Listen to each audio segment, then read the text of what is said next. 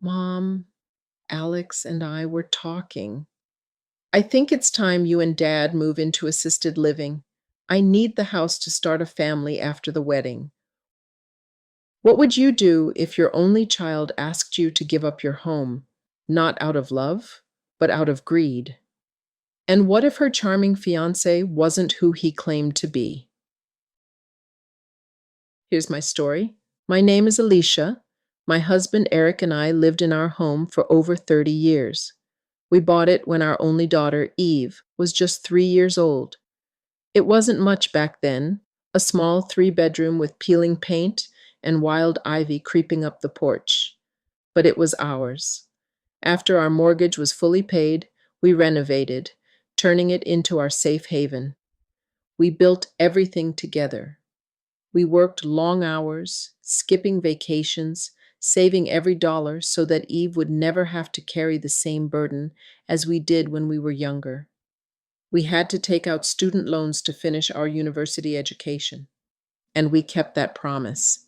She graduated debt-free with a good job as an insurance adjuster. She had her own condo, her own life, and she visited us twice a month for family dinner. At least, she used to. Everything changed the day she met Alex. He said he was a lawyer working at a prestigious law firm. He dressed the part, sharp suits, slick smile, and just enough charm to win anyone over. But something about him didn't sit right with me. He was too polished, too smooth.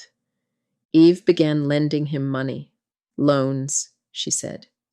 He's waiting on a big case settlement. I warned her to be careful, but my husband told me to give the young man a chance. You're too suspicious, he said. She's happy. Let her be. I told my husband I cannot let it go. 3 months later, the phone rang. Mom, Eve said, her voice trembling with excitement. Alex proposed. I'm getting married. I was in shock. There is no way my daughter should marry this person. I forced an apprehensive congratulations, sweetheart. But before I could hang up, she said something that made my stomach twist. Mom, Alex and I were talking. I think it's time you and Dad move into assisted living. I need the house to start a family after the wedding. For a moment, I thought I'd misheard. Eve, what did you say? Her tone didn't falter. You and Dad don't need such a big place. You both are in your 60s. You'll die soon, and everything will be mine when you're gone. I am your only child. I'm only asking for it early. The words sliced through me. I felt dizzy, my throat tight. The home her father and I built, sacrifice by sacrifice, skipped vacation, was suddenly just an inheritance to her. Who exactly is this heartless person on the phone?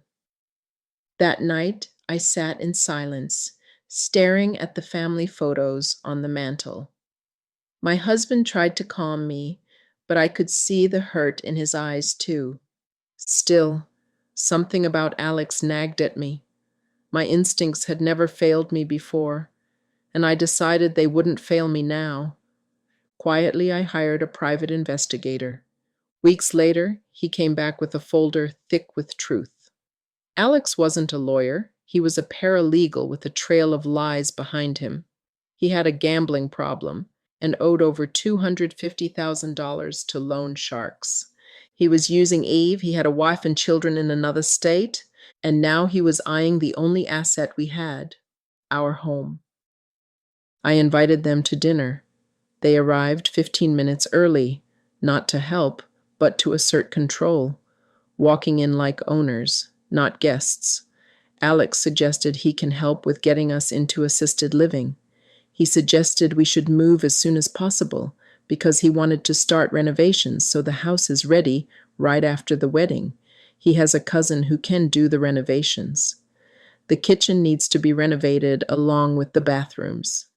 He needs to set up his office as he intends to work from home. I said to him, "Why don't we talk about the house and the wedding after we are through with our meal?" Conversations are usually better on a full stomach. Dinner was tense but polite. My husband spoke little, his jaw tight. Alex could not stop talking about future plans, smiling too much. Eve seemed distant, almost rehearsed. After the plates were cleared, I brought out the folder. I placed it on the table. My husband said he has something to say before I continue. Eve, he said quietly, you were born in the 80s. Your mom and I were born in the 60s. We worked hard, paid student loans, sacrificed to give you a better life. We made sure you'd never struggle the way we did. She frowned. Dad, what does this have to do with anything? What I am saying to you, Eve, we build everything from the ground up. We never inherited anything from our parents. We inherited student loan debts. We promised ourselves you would never have to struggle the way we did. We kept that promise. You graduated debt-free. We even gave you the down payment for your condo. He then turned to Alex. As a man, it is your responsibility to save and get your own home. You do not walk into my house and dictate to my wife and myself how to live out our remaining years or where to live. I had too much respect for my parents. I would never disrespect them by suggesting they moved out of their home so I could inherit their home when I started out as a young man. I grew up with a saying mother has, father has, happy is the child that has his own. Then he turned to his daughter. Now, Eve, I am very disappointed in you. We never brought you up to be a selfish person.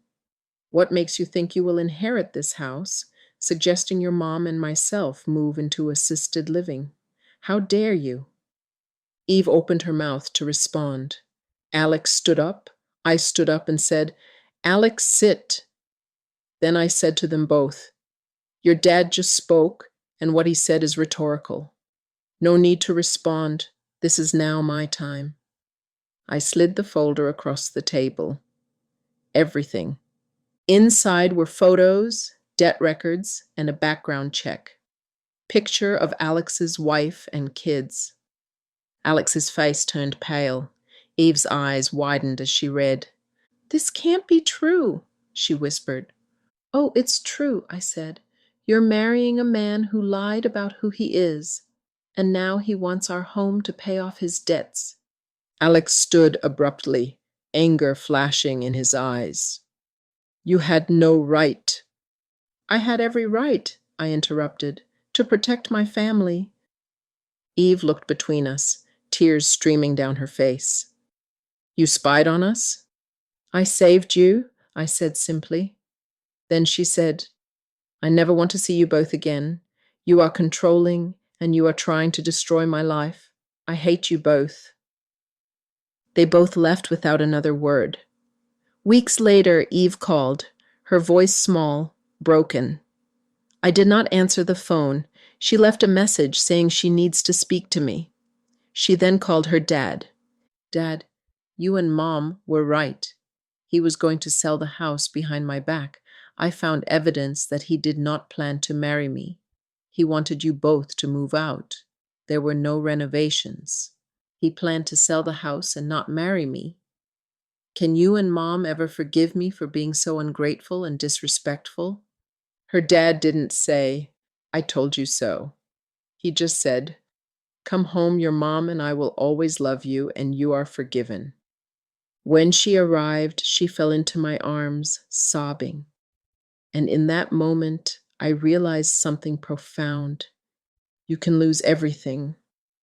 Trust, pride, even your child's understanding.